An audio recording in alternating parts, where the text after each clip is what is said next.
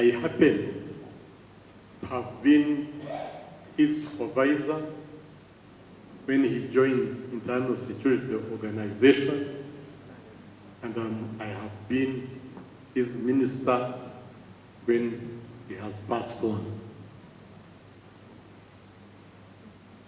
So you can imagine how I feel about losing such a distinguished person.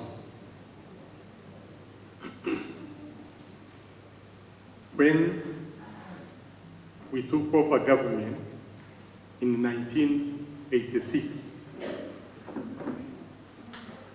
we were largely bushmen, people from the bush. They used to joke and call us bushmen. Why? Because we had a large number of fighters who were of peasantry background, but who had taken up arms to capture power. We had a few of us who had gone through university. Therefore, when we took power and we formed the intelligence services, we had to recruit educated people. We had a few people like General Kasura here, and the Colonel Mujimba. For Kasura, he came from the bush. He was a mathematician, but he had also fought. But the Colonel Mujimba, he was a lecturer at the university in the Department of Psychology, and when we were starting intelligence, I thought that we needed someone with a psychology background and recruited him. Then we looked for scientists. That's when we identified Charles Oluka when he was an instructor at Sorot Flying School. And indeed, when he came, as you heard, he served in the technical department of the organization.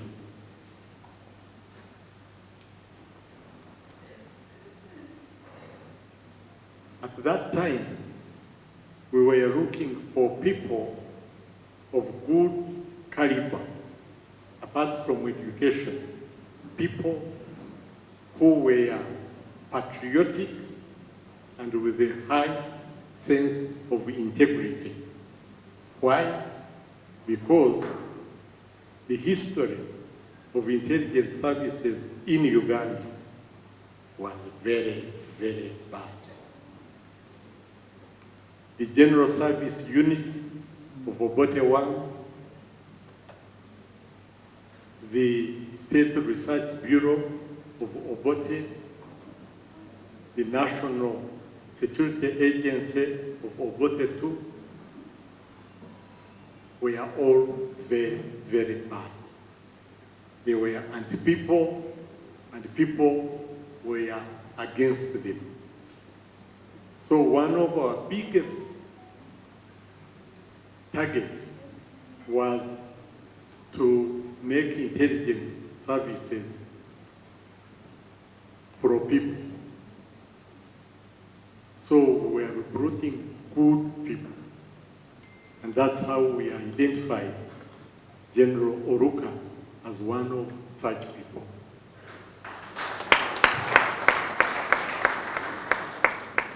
And indeed, when he came, he proved us right. As you heard, he rose through the ranks until he has headed a service. I was his supervisor for 10 years, from 1986 to 9 years, because he joined in 87, and I left in 96. But I could see that he had the potential, indeed, to head the organization, internal security organization. I would like to thank the President for identifying him and appointing him Director General of Internal Security Organization. Indeed, at the time he came in, the organization had some issues emanating from leadership.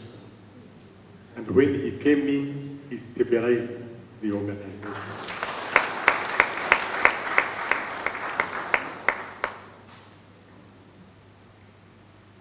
So I would like to thank you very much for being a good cadre, a good patriot, but also a professional intelligence officer.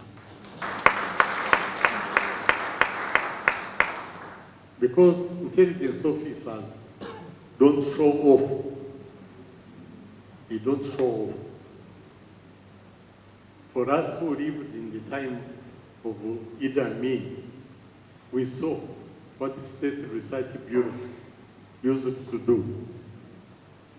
They used to drive vehicles with the wires hanging around so that they have special communication. They would put on dark glasses. They would go knocking people so that when you say, "Why are you knocking me?" he tells you he's an intelligence officer. They would go with the pistols out, put them on the table when they are drinking alcohol. But when NRM came to power, we changed all that.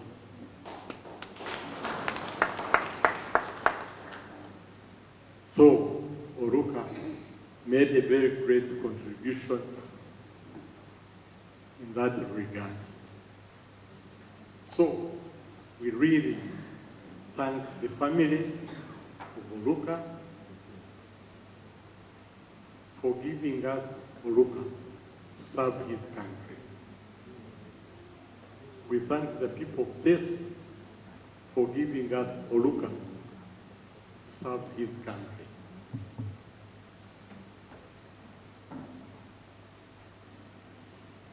We know that he has died early. He has died young.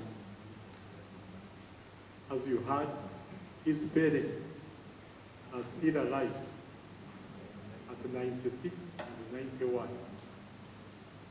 So he still had a lot of work.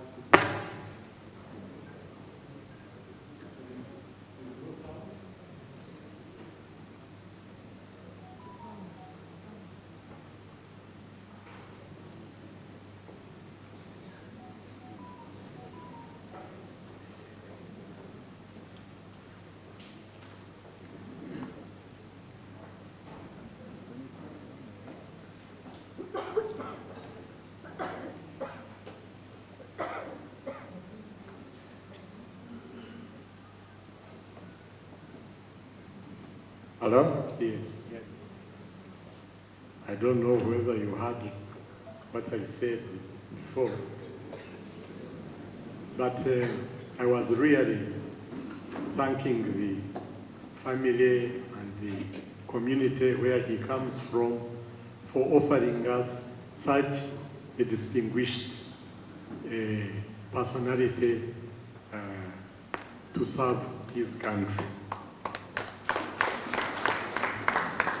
We shall be making speeches at the burial. Let me leave it short, but salute him deeply for his patriotic role in serving the country in that important and sensitive position as Director General of Internal Security Organization.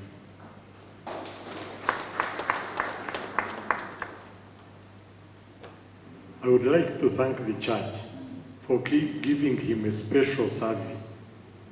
I have attended these services, but this was deeper, I think.